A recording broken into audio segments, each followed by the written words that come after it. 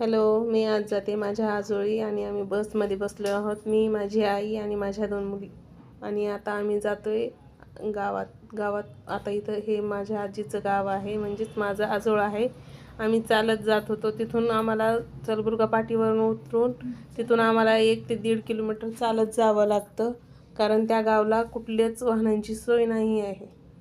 Directly पाटीवर उतरायचं आणि चालत जायचं. चालत जाताना खूप मजा येते.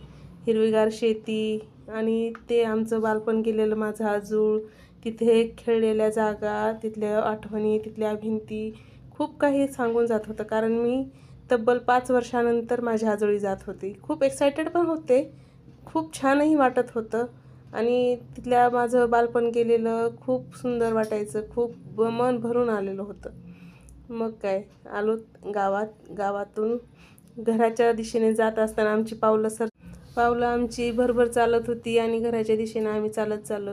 बघा, माझी आजी तिथं माझी वाट बघत बसली होती, कारण मी खूप दिवसानंतर आजोळी जात होते. आजी ही खूप एक्सायटेड होती मला भेटण्यासाठी. आणि बघितलं तर काही म्हणा, पण आजोळची आठवणी आणि आजोळचं अंगण खूप काही सांगून जातं आपणाला. तिथली मायातलं ऊब, आजी आजोबाचं प्रेम आणि तिथली प्रत्येक गोष्ट एवढी एवढी छान वाटायची ना, की आपुलकीनं आम्ही सगळ्या गोष्टी पाहत होतो. हे छोटंसं मंदिर आमच्या आजोबांनी बांधलेलं. आणि मग काय, खूप मस्त वाटलं त्या दिवशी. 2-3 दिवस राहून सगळे भेटायला यायचे. आणि तिथल्या लोकांना खूप अशी आपुलकी आहे, की कोणीही आलं तर आवर्जून बोलतात, बोलवतात. आणि इथं आमच्या आजोबाची बहीण आली होती आणि ते चालले होते आणि थोड्या वेळ आजोबांना बरं वाटावं म्हणून आम्ही थोडं त्यांना बाहेर घेऊन चला भेटूया आपण नंतर अजून, बाय.